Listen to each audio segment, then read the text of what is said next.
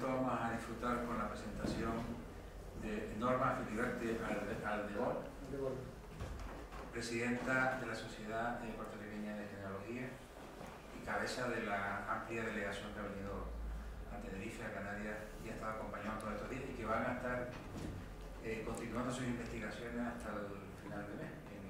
Hasta el 28, sí. Hasta el 28. Ella nos va a intervenir con la conferencia que se titula Testimonio de Emigrantes, un hilván hacia nuestra historia. Sin más. Gracias. Buenas tardes. Primero que nada, deseo decirle que estamos bien contentos de haber estado aquí. Hemos disfrutado nuestro viaje desde el día 13, que estamos por acá brincando de isla en isla, para definitivamente entonces venir a compartir con ustedes. Hemos disfrutado la parte de estar viendo muchos de los pueblos y capillas de donde muchos emigrantes fueron hacia Puerto Rico, y queríamos ver de dónde ellos realmente iban a Puerto Rico. Le quiero dar las gracias a la Sociedad de Estudios de Heráldica y Genealogía de Canarias. Creo que lo dije bien, ¿verdad? ¿Lo dije al revés? Ah, bueno, pues lo enderezamos. ¿Verdad? Y al local que nos auspicia también, porque yo sé lo difícil que es muchas veces conseguir estos locales para hacer este tipo de congresos y de presentaciones. Bueno, yo inicialmente tenía pensado hacer otro tipo de presentación, que era sobre el estudio de las probanzas de soltería de los canarios que fueron a Puerto Rico, pero María nos cambió los planes. Cerraron por completo el archivo, que todavía lleva 6 meses cerrado, así que decidí abundar entre lo que tenía en la casa y eso, ¿verdad? Porque cuando uno no tiene los archivos cerrados, tiene que entonces mirar muchas veces esos trabajos que uno ha dejado en la esquina para empezar a mirarlos posteriormente, porque cuando vemos nuestras computadoras tenemos imágenes, miles y miles de ellas que no hemos trabajado. Así que pues esto me dio la oportunidad, María me dio la oportunidad de buscar dentro de ese zafacón que tenía de imágenes ahí para empezar a trabajar. Quiero empezar con lo que un testimonio, realmente, ¿qué es el testimonio? Para partir de esa premisa, para entonces poder ver los expedientes, es la afirmación de algo, es la narración, la declaración en primera persona, porque muchas veces son el testigo, el que lo vio, o el protagonista de qué fue lo que sucedió. Así que esa declaración de ese testigo la llamamos el testimonio. Es lo que se vive de un hecho real en un particular momento, pero desde el punto de vista de quien lo hizo. Por eso muchas veces cuando sucede algo cogemos distintos testimonios y van a ver distinta información, y no es que sea que uno esté negando lo del otro, sino que uno pudo ver y observar otra cosa que el otro no pudo hacer. Así que cuando recogemos todos esos, podemos entonces hacer realmente una historia. El objetivo principal es encontrar la verdad de lo que sucedió en ese momento. No es hacer un cuento que sea irrelevante. Es la reconstrucción, ese testimonio se hace histórico porque hacemos una reconstrucción de ese pasado a partir de esos testimonios, que aquí pues son historiadores o investigadores, porque nosotros los genealogistas, por lo menos yo soy médico, yo no soy historiador, pero he sido muy presentada, como se dice en mi país, y he seguido investigando y he podido llegar entonces a dirigir la sociedad porque uno quiere como hacer las cosas como más rápido a veces, ¿verdad? Y de cierta manera. Así que los testimonios sirven para construir la historia de un pueblo, ya que a partir de la experiencia acaecida a varias personas sobre una misma realidad, los historiadores pueden desentrañar la verdad de un aspecto desconocido o reconstruir una situación en particular a partir de rompecabezas que se va armando mediante lo expresado, porque la verdad que a veces tenemos rompecabezas, tenemos lagunas y empezamos a llenar entonces con esas piezas de información hasta que podemos tener todo correcto. Los tipos de fuentes históricas, pues tenemos las escritas, que ahí están las cartas, las postales, los libros, etcétera, porque inclusive a veces hasta una postal tenemos información que nos da, mira, fulano de tal se casó con fulana de tal y tuvieron tantos hijos y le mandamos una foto del bebé o lo que sea. Así que hasta inclusive en una postal pequeñita, en un párrafo pequeñito, podemos conseguir muchísima información que no hemos conseguido en otros sitios. Esas son las fuentes más comunes. Las orales, que son entonces las leyendas, las tradiciones, los relatos de un suceso histórico, pero eso tenemos que muchas veces cogerlo con pinza, porque en Puerto Rico todo el mundo que fue y emigró eran 3 hermanos. Yo he encontrado uno.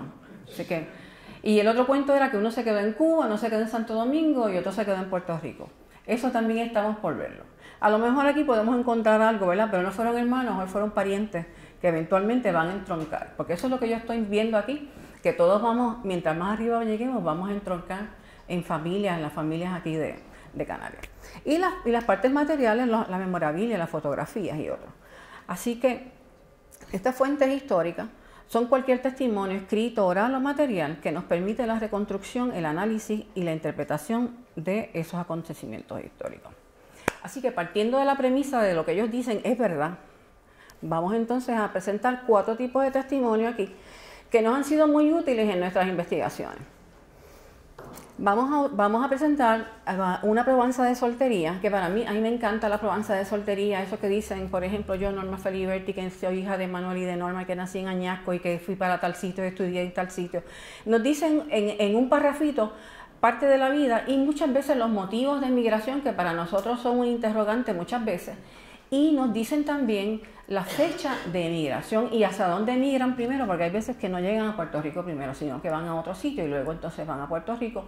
E inclusive si llegan a Puerto Rico, llegan a San Juan y después llegan a San Germán y llegan a otros pueblos y se van moviendo porque ellos van consiguiendo trabajo y se van agrupando. Hemos visto que entonces van creando núcleos y por eso la influencia canaria es tan fuerte en Puerto Rico. Porque tenemos algunos pueblos que definitivamente la inmigración fue masiva, por no decir otra cosa, como hemos visto en el trabajo de Rosana, que a San Juan llegaron sobre 1000 y a Atillo llegaron sobre 400 en un tiempo determinado. Así que la influencia que hay ahí, las tradiciones, están intrínsecas. Yo digo, nosotros tenemos a los canarios metidos en el tuétano, porque cuando uno llega aquí definitivamente uno dice, wow, hay tantas cosas parecidas sin que nos hayan contado nada, que nos sentimos en nuestra casa, que es la realidad. Porque uno encuentra tantas similitudes que dice, tiene que ser de algo desde bien atrás que nosotros venimos y que lo hemos cultivado, porque es la manera en que nuestras familias, nuestras madres nos iban criando a nosotros, así que está dentro de nuestra cultura. Lo otro que les iba a decir, ¿verdad? En los índices de probanza de soltería, tenemos uno de 1832. Previo a 1832 nosotros no tenemos nada. En nuestro país pues es un clima tropical, es ávido a pues, las termitas, el comején, todas estas cositas, y los archivos parroquiales pues ustedes saben que se conservaban en la madera, así que hacían su agosto, como se dice allá, comiéndose los libros. Y muchas veces pues también cuando llegaba un párroco nuevo pues encontrábamos que las monjitas lo que hacían era vamos a botar estos libros que están feos para que el cura nuevo no los vea. Así que nosotros en Puerto Rico lo que tenemos es bien poquitito, es la realidad. Tú te pones ahorita estos cuentos y tú anécdotas y te ríes, pero después lloras porque no está la información, la hemos perdido para siempre y se fue. Vamos a hablar del segundo caso, va a ser un epistolario, un trabajo que hizo el doctor José Rigao, que es parte de la sociedad, donde él encontró unas cartas de canarios y otros españoles que enviaron a sus familiares a España y que nunca fueron entregadas.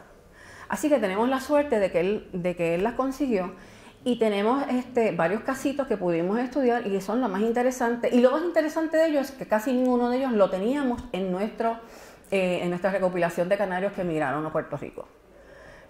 Es gente nueva, exactamente. Así que eso nos lleva a que inclusive las cartas nos traen información para seguir consiguiendo los emigrados.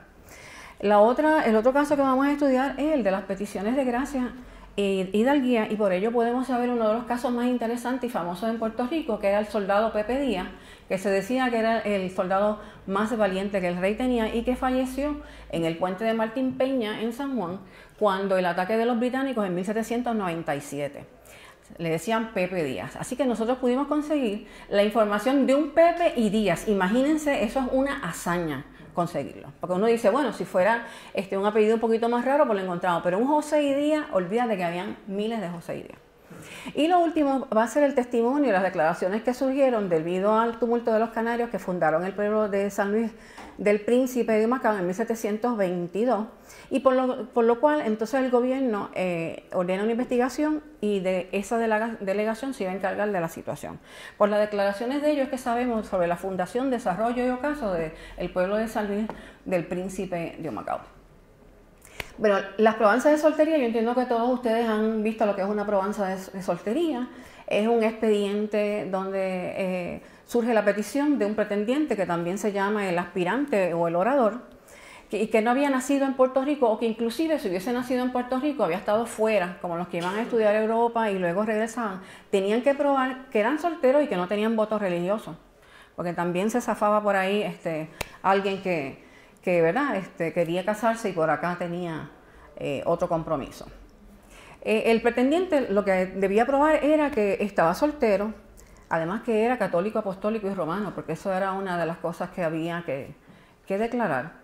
Y aparte de eso, pues traía tres testigos de carácter que entonces establecían la relación que tenían con él, de dónde venían, y que aseguraban que él era soltero y que era católico también.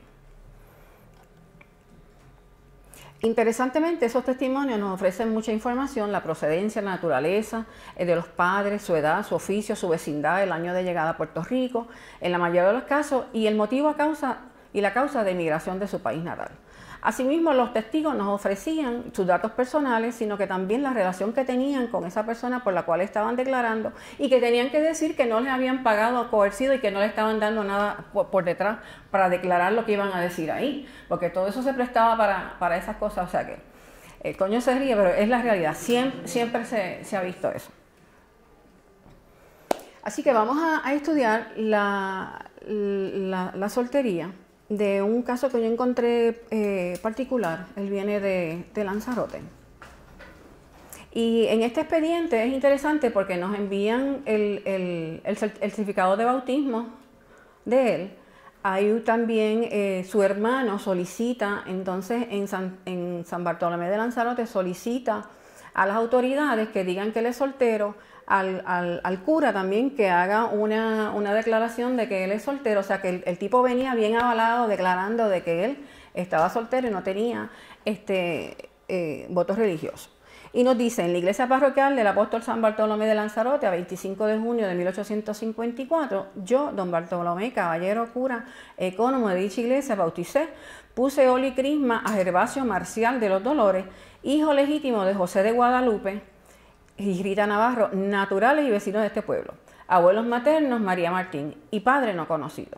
Abuelos paternos, y abuelos maternos, Bartolomé Navarro y Margarita Curbelo. Nació la criatura el 19 del corriente mes, fue su padrino Antonio Mota, a quien advertí la cognación espiritual de que doy fe y afirmo. Interesantemente, fíjense cómo él se llama ahí, ¿verdad? Gervasio Marcial de los Dolores. Con lo que estábamos hablando el otro día sobre los cambios de apellido y todo este tipo de cosas, vamos a ver cómo esta gente tiene un entuerto de verdad, que yo para buscarlo después en Puerto Rico decía: Dios mío, ¿con cuál de los apellidos lo busco? El alcalde de San Bartolomé escribe que don José Francisco Villalba, miren, Villalba, ese es su hermano, conocido por el nombre de Francisco y los apellidos Guadalupe y Navarro. Así que miren cómo va la cosa. Vecino de este pueblo, según la cédula personal, que en calidad de devolución presenta ante usted atentamente, parece y dice que conveniéndole hacerse con una certificación fehaciente en que conste que su hermano Gervasio Villalba Navarro Guadalupe, ahí usan los tres apellidos, de edad de 26 años, era soltero hasta el año 1877 en que se ausentó. Nos da la fecha en que emigra hacia Puerto Rico. Suplica que, habiendo por presentado, se sirva a librarle a continuación la certificación de que dicho extremo extenido, eso fue lo que yo entendí en esa palabrita, a la conducta que durante su residencia en este pueblo observara. Por lo tanto, lo que está pidiendo es que era una persona tranquila, que tenía buena conducta y que por lo tanto podía darse dicha certificación. A la parte de abajo está la firma de él, que se firma como Francisco Villalba. Este es el alcalde ahora, don Lorenzo Perdomo y Perdomo, alcalde constitucional de San Bartolomé de Lanzarote. Certifico que la conducta observada por Gervasio Villalba Navarro o Guadalupe Navarro, fíjense el lío de los apellidos ahí, pero por lo menos tenemos un documento que nos va certificando cómo podemos conseguir este tipo, porque de verdad que hubiese sido bien escurridizo poderlo conseguir. También, que como también es conocido, hasta el año 1877 en que se ausentó de este pueblo, fue buena, sin que conste de antecedentes que se custodien en la secretaría ni ningún documento o antecedentes. O sea que los antecedentes penales, realmente pues él estaba libre de toda culpa. Ahora viene el cura. Don Antonio Bermúdez Pérez Beneficiado, propio del pueblo de San Bartolomé de la isla de Lanzarote, correspondiente al obispado y provincia de Canarias. Certifico que Gervasio Martín, ahorita era Marcial, Martín Navarro, ahora no es ni Villalba ni es Guadalupe, conocido por el apellido de Villalba, solamente fue mi feligrés hasta el año 1877, en que a causa de la horrible miseria, esta certificación nos dice la causa por la cual él se va, que afligía a los habitantes de esta isla, emigró para la América, siendo en la época ya citada de estado soltero, hijo legítimo de José Guadalupe y de Rita Navarro, conocido también ya por José Francisco Villalba y ya por Sebastián. ¿Qué revolú? Mira eso. Pero tenemos una certificación que nos diga todos los nombres porque este hombre se conocía.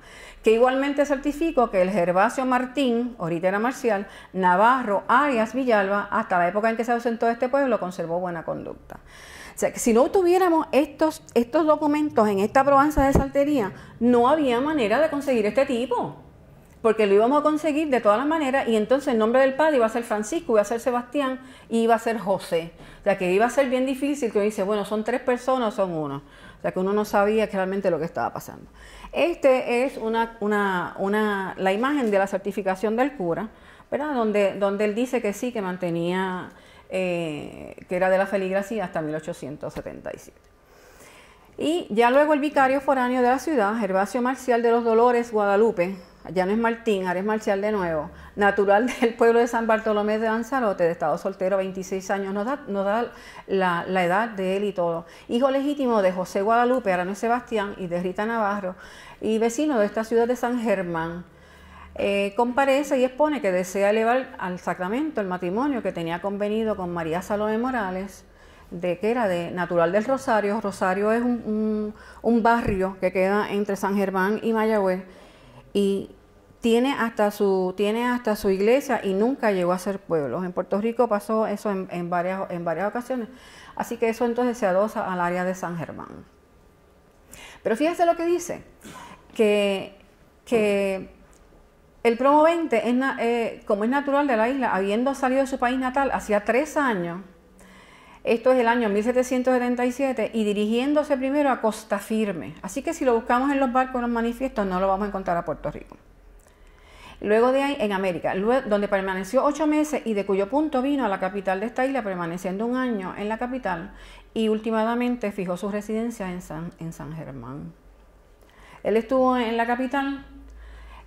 Vamos a saber ahora con el testigo. Tienen 3 testigos, yo solamente cogí uno, ¿verdad?, para poder seguir hacia otro expediente. Guillermo Lazo, quien en esta ciudad de San Germán, a los 9 días del mes de agosto de 1880, hacía 3 años que habían salido, compareció en el tribunal eclesiástico, mayor de edad, de oficio carpintero, natural de San Bartolomé de Lanzarote, vecino de San Germán, a quien el señor vicario recibió juramento que a forma legal, prometiendo decir la verdad de todo lo que se esperara, lo que habíamos dicho, que el testimonio se esperaba que fuera cierto, por lo tanto, creíble.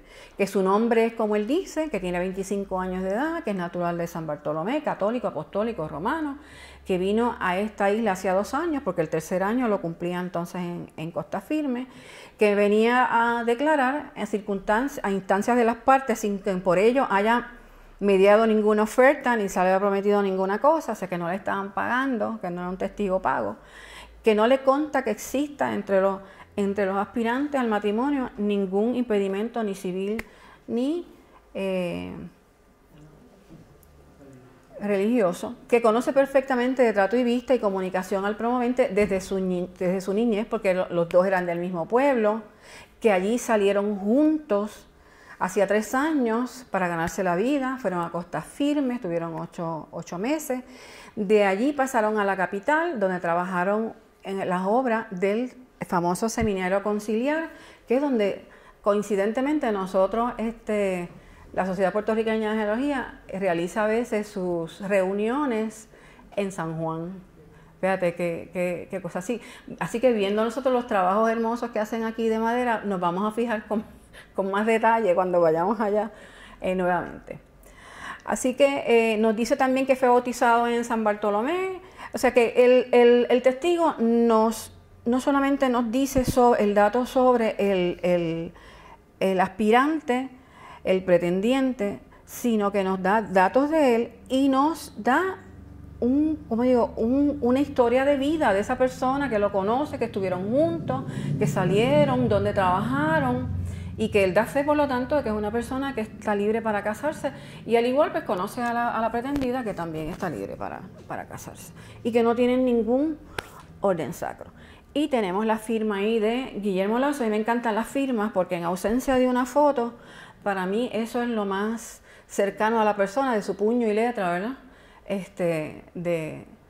Y evidencia de su vida, ¿verdad? Porque ese es su trazo de su mano. Así que este es el primer expediente.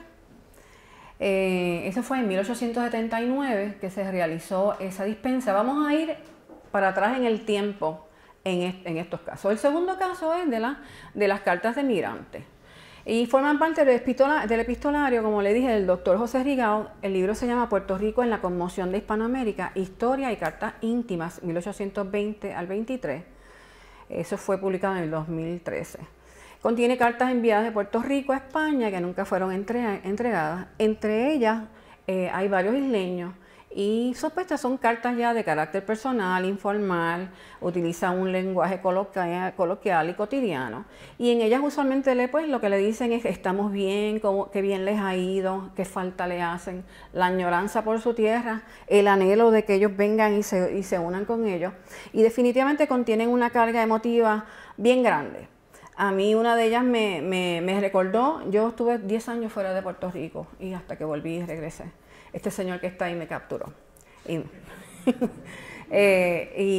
me recordaba esos tiempos de cuando uno está lejos, a pesar de que uno está bien, pues añora a veces la familia, la tierra y los lugares donde uno se crió. Nos han servido estas cartas para encontrar entonces y reconstruir cómo estos documentos nos llevan a que podamos hacer un árbol genealógico de algunos de ellos. Algunos no los teníamos, otros los teníamos dispersos. Definitivamente el trabajo que Rosana y yo hemos hecho en los últimos meses nos ha ayudado a completar los núcleos familiares. Una de las cosas que descubrimos es que si encontrábamos dos hermanas casándose en Puerto Rico, buscar los padres que estaban allí, definitivamente no viajaban solas. Ellas no iban sin sus padres. Si encontrábamos tres, búscalo y rastrea lo que estaban allí. Ellas no se quedaron sin venir sin los padres. Las cartas son 6, las voy a mencionar por encima y solamente vamos a ver los ejemplos. José Rodríguez, natural de Taiche en Lanzarote, la carta fue escrita el 9 de mayo de 1823, él estaba establecido en Trujillo Alto y le escribe a su padre Manuel Rodríguez.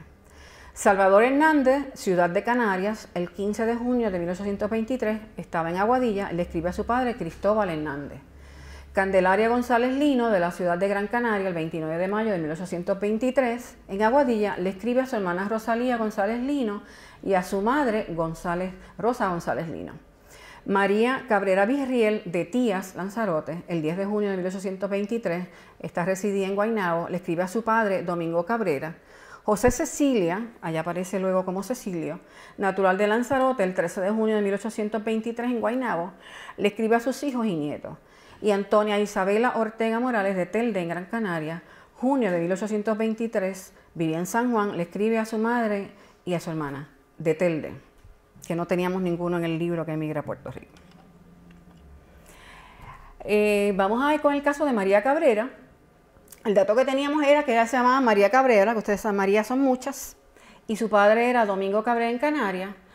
Y le escribe sobre la buena salud y el amor que les profesa, porque en todas ellas dicen, ¿verdad?, que les quieren muchísimo y le besan sus manos. Parece que esa era una frase de la usanza en esa época.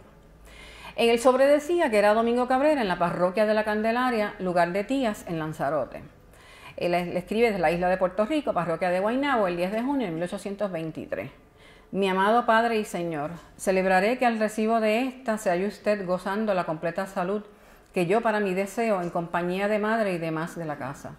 Mi esposo e hijos están buenos, a Dios gracias, como yo igualmente y todos a su servicio. Tal es el amor que profeso a usted y demás, que no los aparto un punto de la memoria, siendo esta la única penalidad que tengo en esta, pues tenemos que comer. De usted expresiones a madre, hermanos, sobrinos, etcétera, de toda mi familia y échenme mis padres la bendición de su afectísima hija que de corazón los ama y besa sus manos. María de Jesús Cabrera. poquitas líneas, pero dicen un montón. En la postdata le dice, porque muchas veces nos preguntamos cómo sabían de la familia. El lunes santo, 24 de marzo de 1823, mañana celebraríamos aniversario, ¿verdad? Llegaron los muchachos de Tías, de lo que tuve con mucho gusto, pues nos dieron noticias de mi familia. No he recibido ni una carta de allá, a pesar de que Marcial les ha escrito. Esta tierra es buena para el que tiene salud y trabaja, tiene que comer, vale. Así que con los datos del nombre de su padre pudimos dar con ella, con su familia y que se establecieron en Guaynabo. Ella estaba casada con Marcial Cuello, que también venía de Lanzarote y que falleció repentinamente el 8 de marzo de 1834. Era hija de Domingo Cabrera y la madre era Rafaela Virriel. Ellos emigraron con varios hijos, con Pablo, Rafaela, María de la Candelaria y Gregoria. Los hijos Cayetano y Marcial, que murieron en Panulito, no hemos podido determinar si nacieron acá o si nacieron allá. Todavía no hemos encontrado eso, pero con una fecha probable entonces de migración antes de 1815, que es lo que estamos pensando. Y con el nombre de María y con el de su padre, pues pudimos reconstruir ese arbolito genealógico. Así que ahora lo que necesitamos es de ustedes para arriba, para ver si la podemos seguir estudiando.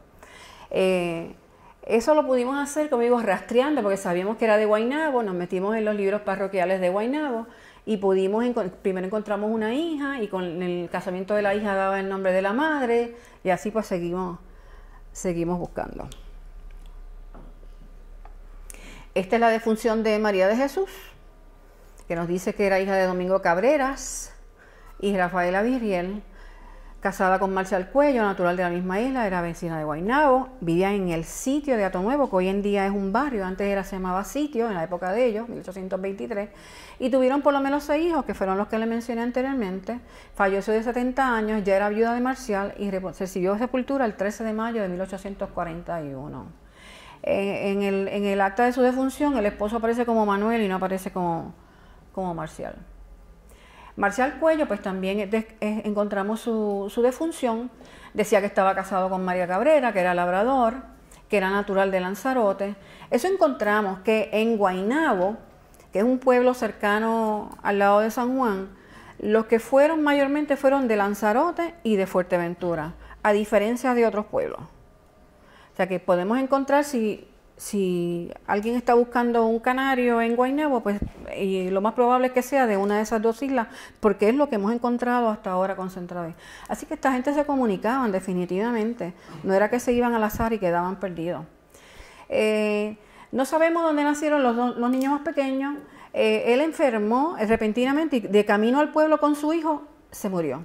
No pudo hacer testamento.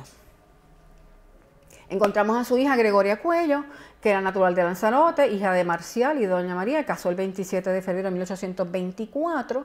Así que quiere decir que ellos se fueron con los hijos bastante creciditos ya, porque si para el 22 están escribiendo, ya el 24 se está casando la hija, quiere decir que ya estos estaban un poquito más grandes. Falleció el 11 de mayo de 1870 en Guaynabo, estaba viuda.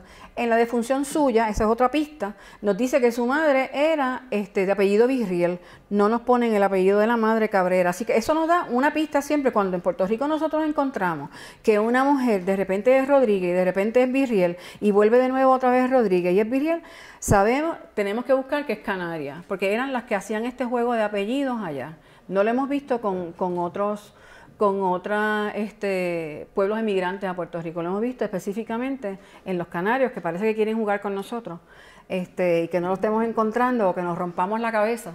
Le digo a todo el mundo, no lo descarten, porque lo más probable es que sean familias. Si lo siguen encontrando juntos, quiere decir que están usando los apellidos y a veces por época. Una época usaban uno y otra época utilizaban otro.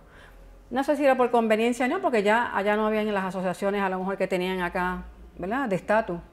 Porque ya en Puerto Rico eso no lo tenían. Y nos mencionan los hijos de Gregoria también. Encontramos a su otra hija, María de la Candelaria Cuello.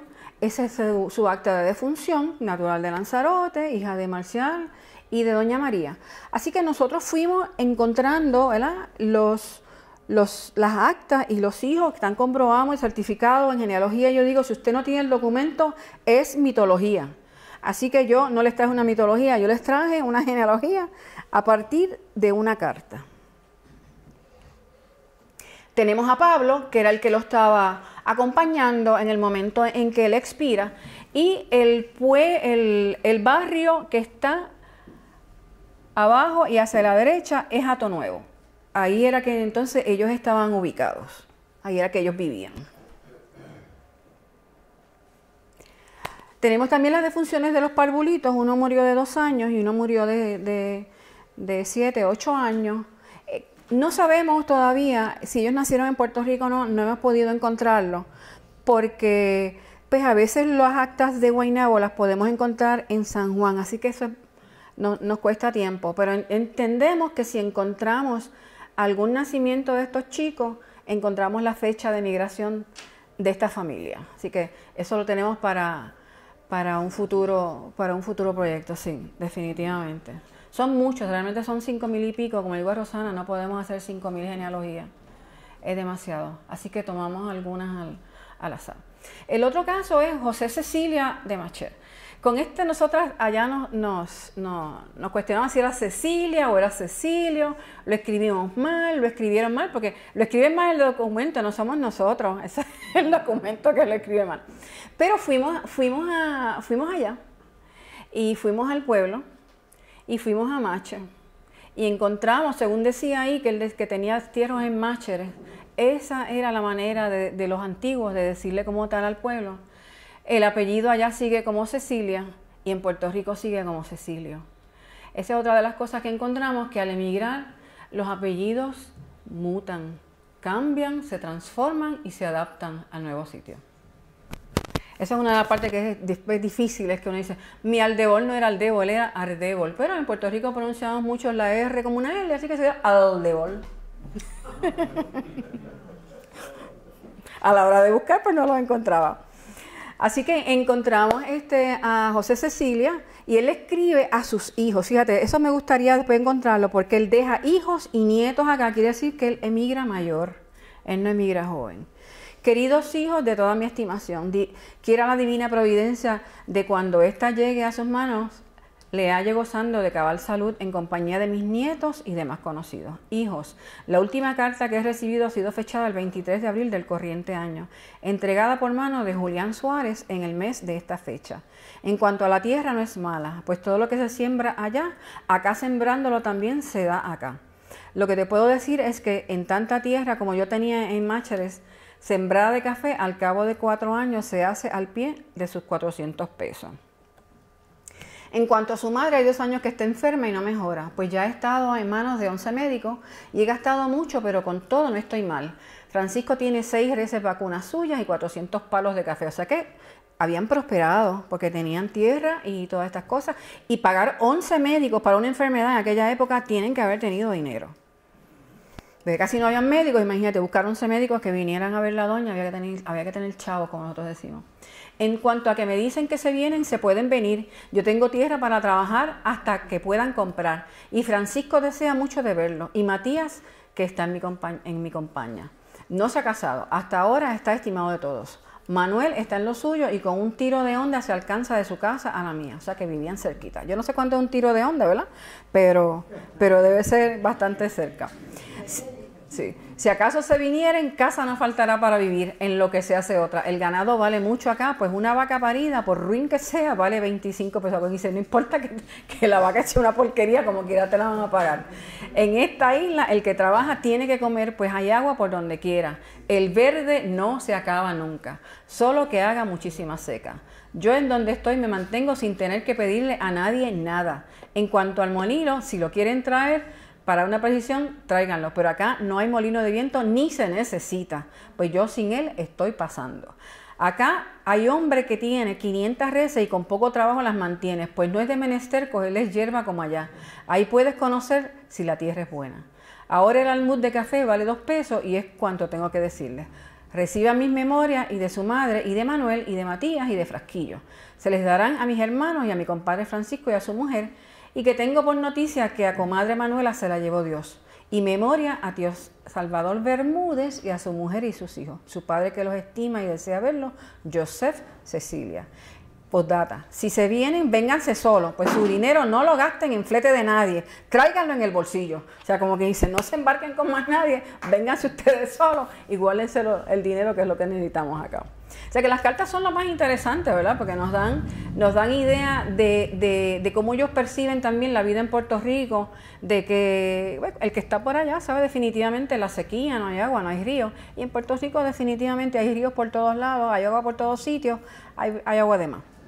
Y entendiendo el trabajo que pasaban acá, me imagino que porque nosotros lo vemos, no vemos reses por ahí, dicen, no hay hierba, ¿qué le vamos a dar? O sea, que el que tenía un animal tenía que buscar primero el alimento para poder sostenerlo, pero allá los dejaban sueltos en los campos y se alimentaban solos. El agua la encontraban solos y la hierba la encontraban solos, o sea que no pasaban trabajo con tener, como él dice, ese hombre tiene 500 reses y no necesita prácticamente ayuda porque se dan solas.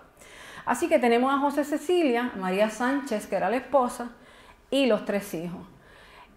Quisiéramos tratar de conseguir cuáles fueron los hijos que se quedaron entonces por acá. Vamos a ver si alguno de ustedes en algún momento encuentra el apellido Cecilia, que nos contacte a ver si podemos completar este arbolito genealógico. El tercer caso es una petición de hidalguía y de bienes. El soldado más valiente que el rey del rey de España tenía. La genealogía de los días de Extremón, Extremor o Extremor. Lo hemos encontrado de todas esas maneras. Hay una copla en Puerto Rico que dice: en el puente de Martín Peña mataron a Pepe Díaz, el soldado más valiente que el rey de España tenía. Así que fue bien famoso en su época, porque para que hayan escrito hasta una copla, pues definitivamente su noticia llegó a muchos lugares. Pepe Díaz había nacido en Toalta y participó en el combate defendiendo contra el ataque de los ingleses en el puente Martín Peña en abril de 1797. Se tiene mucho conocimiento en Puerto Rico, de esa batalla, los ingleses. Nosotros nos querían como premio, ¿verdad? Los holandeses nos atacaron, los ingleses nos atacaron, todo el mundo quería el premio de Puerto Rico. Así que se hablaba sobre esta batalla y los historiadores antiguos inclusive hablaron sobre esto y son los que fallecieron ese día en ese primer ataque. ¿Qué nosotros sabíamos de Pepe? Porque para empezar a buscar, ¿verdad? Pues, ¿qué tenemos concreto?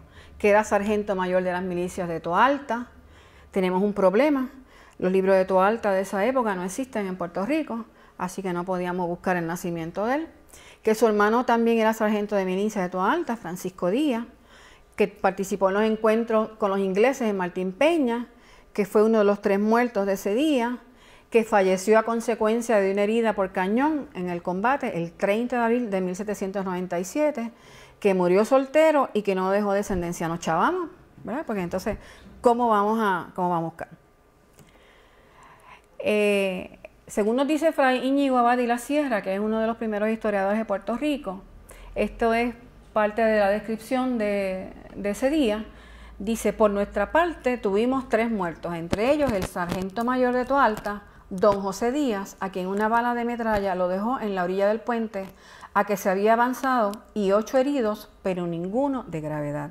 O sea que las crónicas de historia en Puerto Rico recogen el suceso de un José Díaz.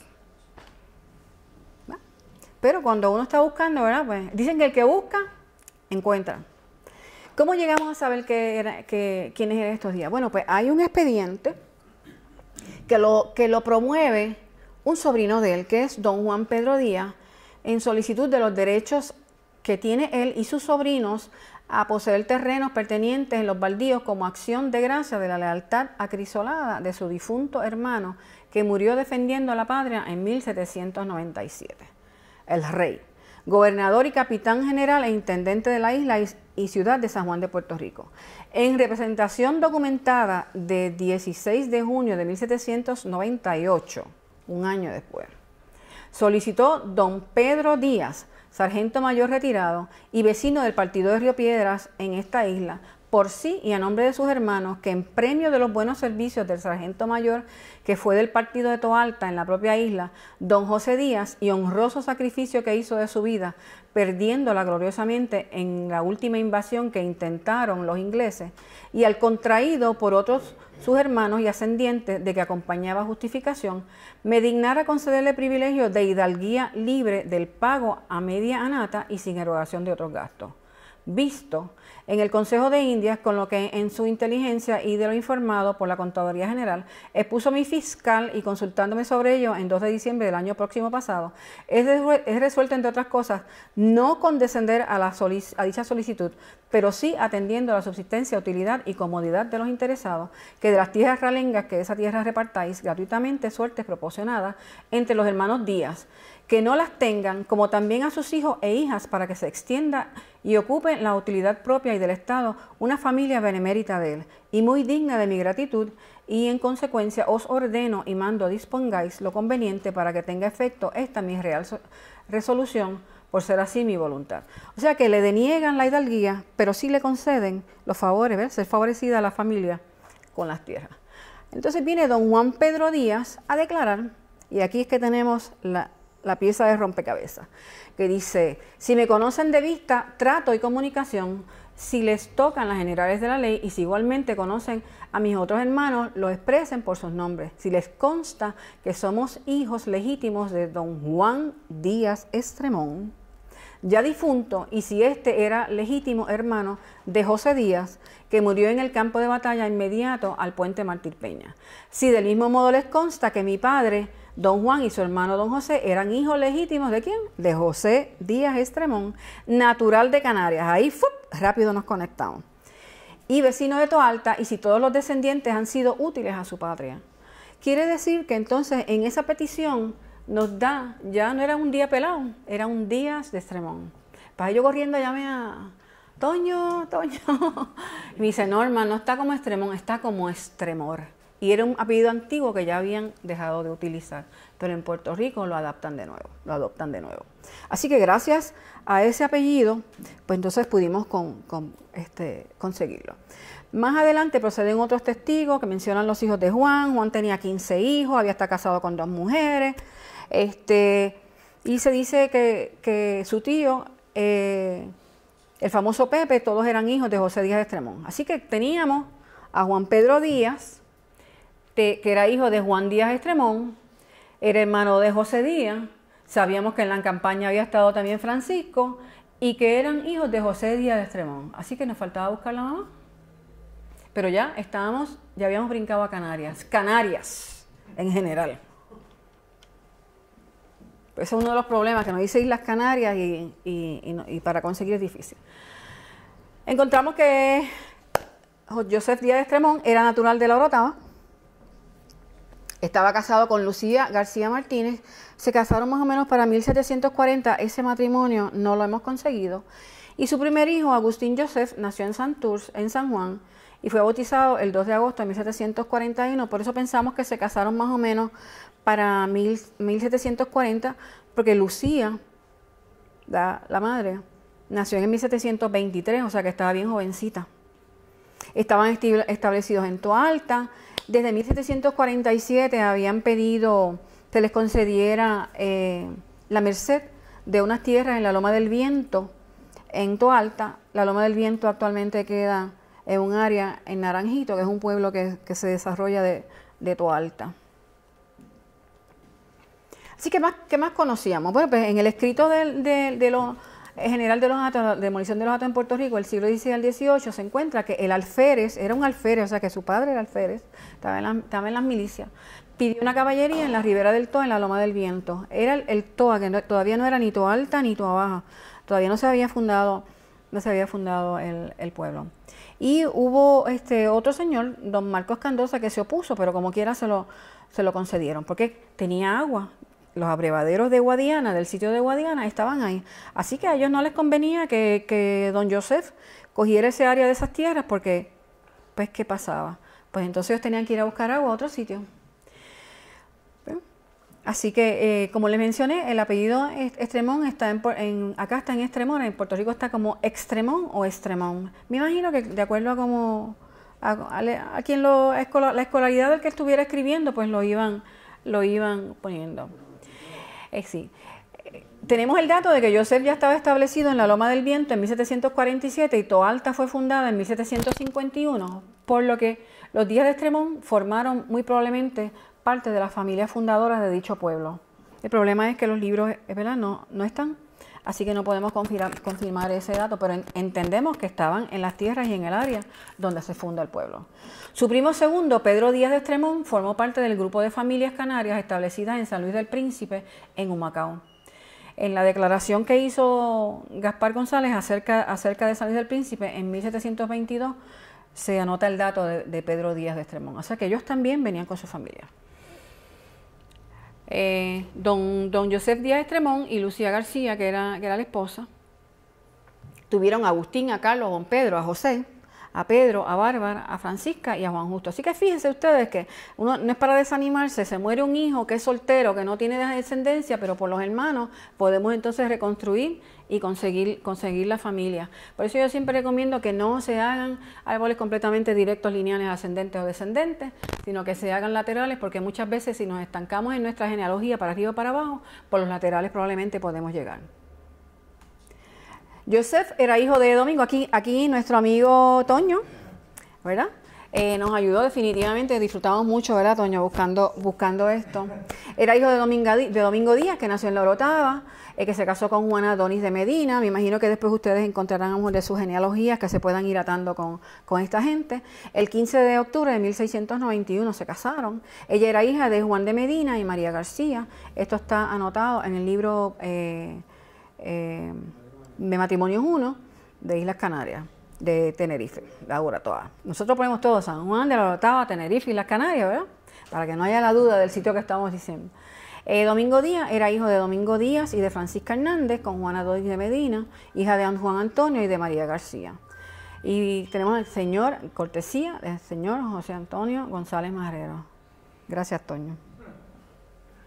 Los hijos de Domingo y de Juana, pues eran María Bernardina, Francisca, Mateo, y fíjense, María Bernardina sigue con el Díaz, Francisca sigue con un Hernández Díaz, ya empezamos ahí a perdernos, Mateo sigue como Díaz Damián, Joseph como Díaz de Estremón, o sea que cada cual aquí cogió nada como ejemplo de esta familia para los diferentes apellidos que siguieron y lo difícil muchas veces que es conseguir la genealogía en Puerto Rico. Por eso digo, no se desanimen, no los descarten, es cuestión de conseguir para ir reconstruyendo. Así que la línea paterna, ¿verdad?, de José Pepe Díaz, Domingo era hijo de Domingo y Domingo Díaz Damián estaba casado con Francisca Antonia Hernández, se habían casado en 1653. Ella era hija de Domingo Hernández Abrantes y de Leonor Pérez, era de la isla del Hierro. Los hijos de Domingo y de Francisca, Domingo Díaz, Manuel Díaz.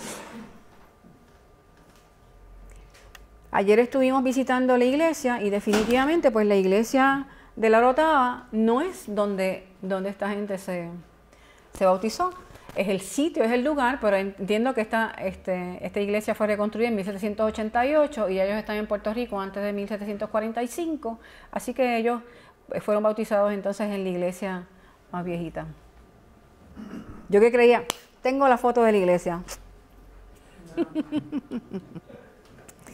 Manuel Díaz era de Mazo, en La Palma, fíjate cómo vamos yendo hacia las otras islas, y de Catalina González.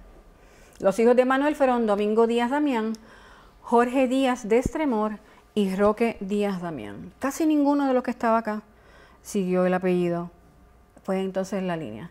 La línea materna de Pepe Díaz, bien interesante. Lucía nació en 1723 en San Juan, era hija de Agustín, natural del Principado de Asturias, y de Ana Sebastiana Martínez Marrero, que era a su vez hija de Sebastián Juan Martínez, que fue del grupo de los pobladores de América, que fue con Juan Franco de Medina en 1695 a Puerto Rico. Así que esta gente, ese era un matrimonio entre familias, se siguieron, la endogamia entre ellos definitivamente es importante.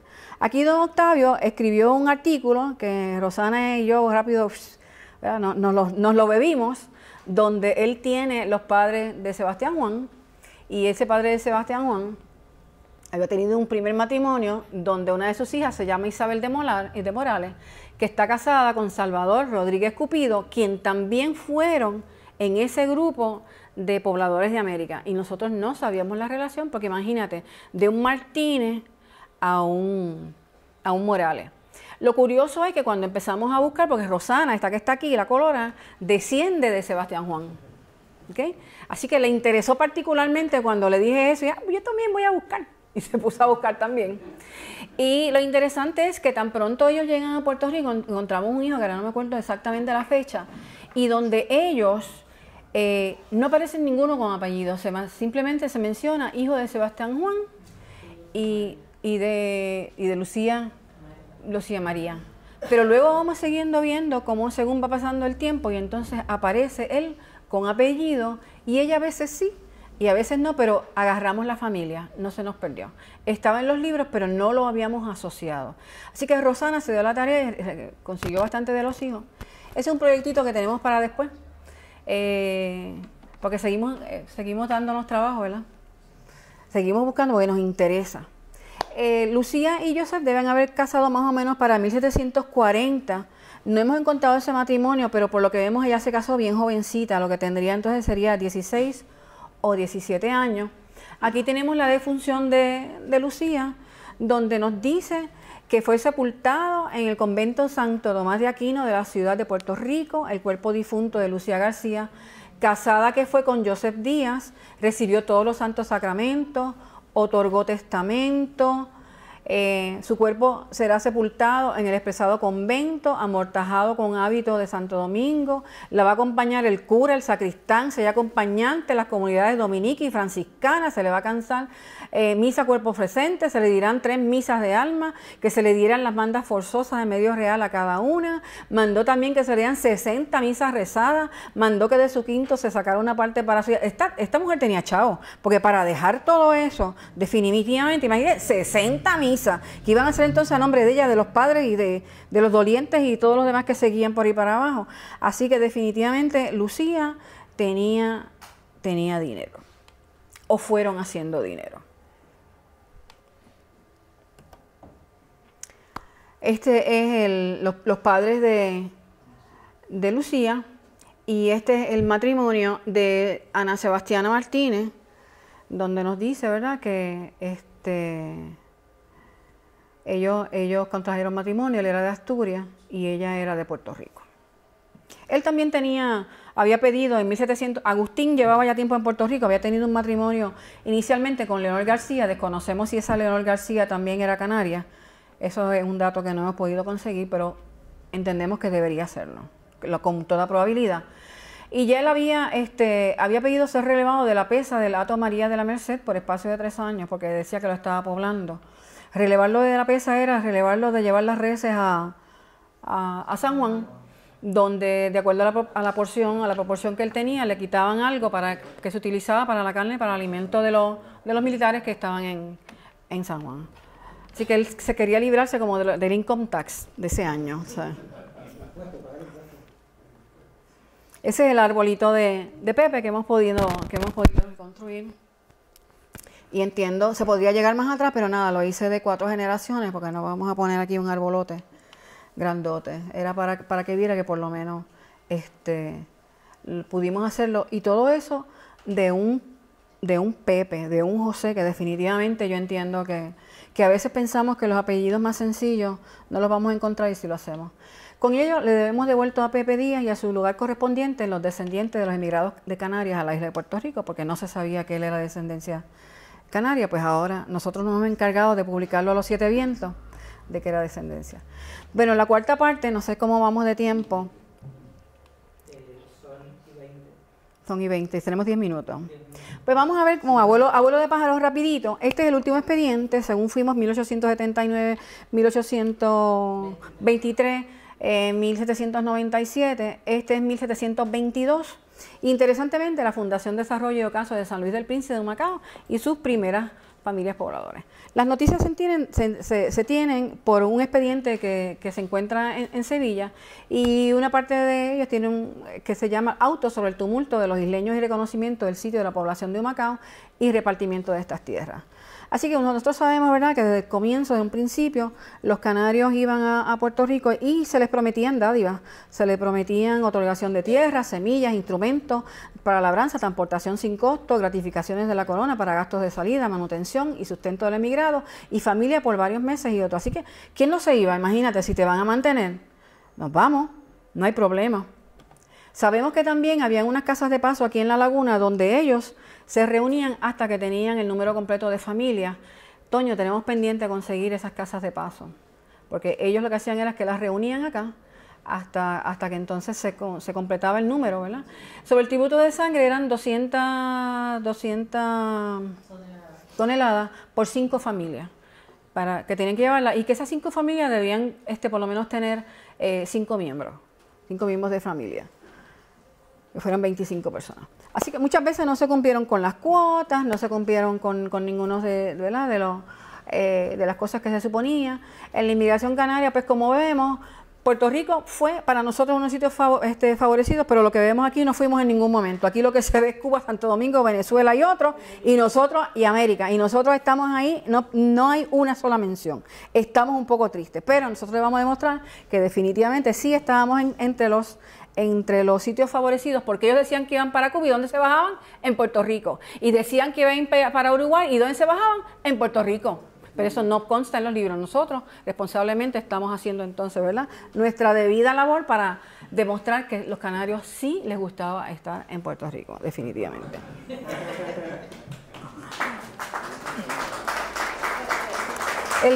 El periodo que nos ocupa es 1720-23 y nosotros pues encontramos que en esa época por lo menos 6 barcos llegaron a Puerto Rico.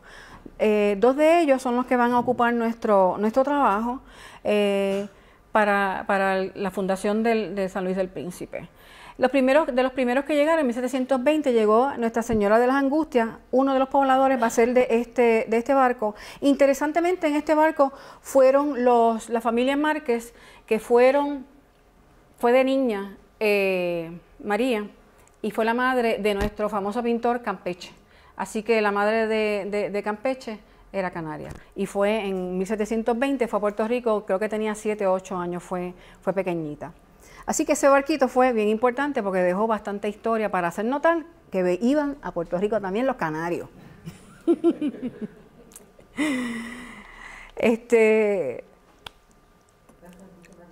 Sí, el otro barco que llegó en esa época fue la Santísima Trinidad, y era procedente de Santa Cruz. ¿Y para dónde era que iban? Para Campeche. ¿Y a dónde llegó? A Puerto Rico. Fíjate. Y el anterior, el de Señora de las Angustias, ¿para dónde iban? Para Campeche. ¿Y a dónde llegó? A Puerto Rico. Así que tenemos que coger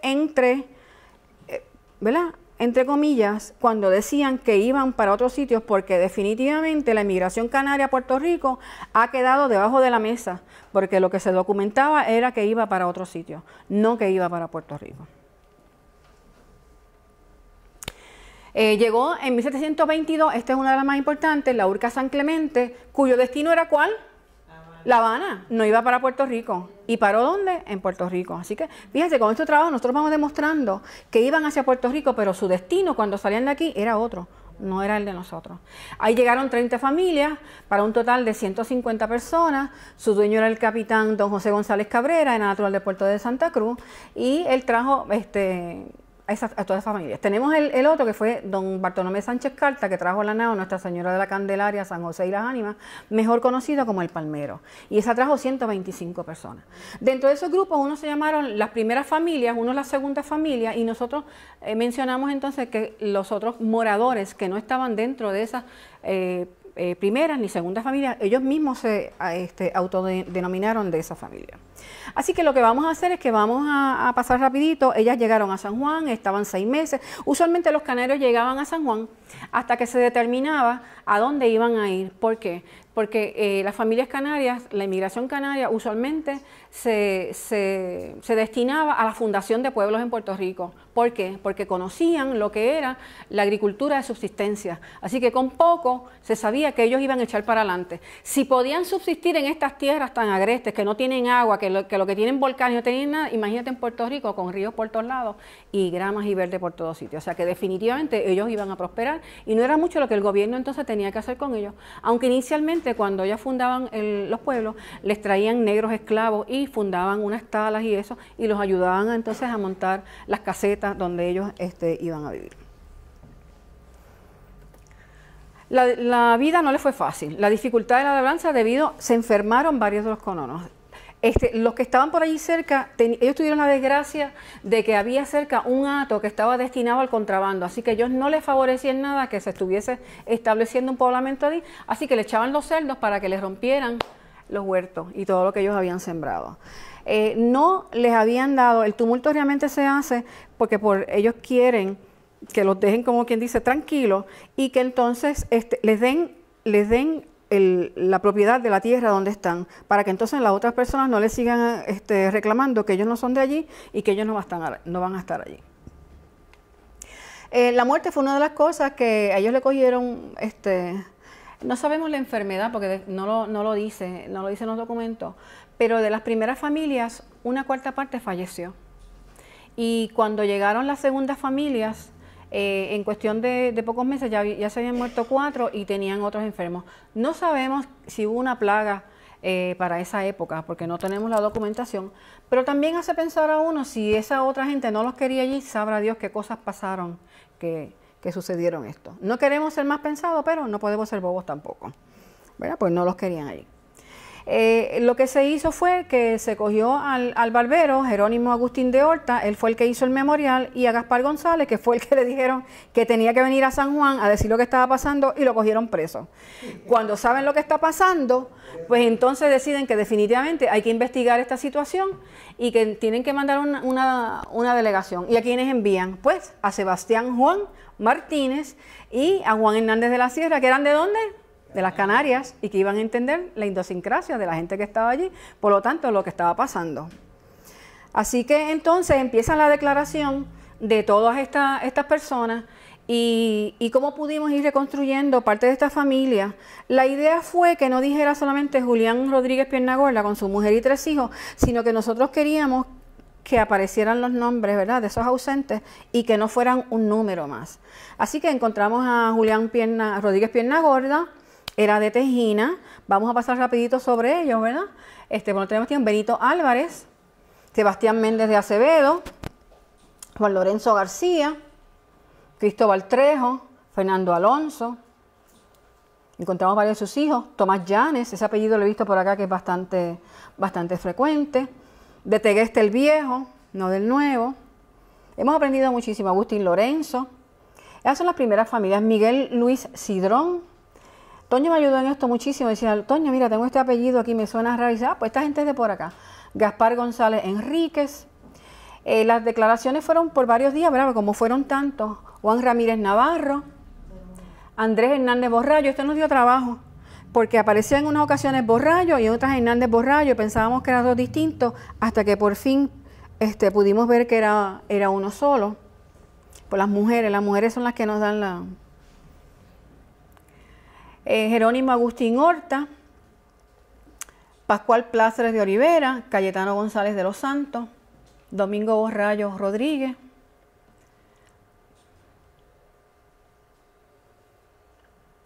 Hay otras personas que fueron las que mencionamos ahorita, que son los otros moradores que no forman parte ni de los primeros familias ni de las segundas familias: Ángel Francisco, Francisco Izquierdo, Josep Antonio, Juan Pérez, Pedro Díaz de Estremón, Juan Ramírez, Miguel Luis, Jerónimo Hernández Montañez, Joseph García Galván, Cristóbal Navarro, Joseph Méndez, Pedro Méndez o Mendoza. A veces ese nos daba trabajito, porque uno estaba como Méndez y otro como Mendoza.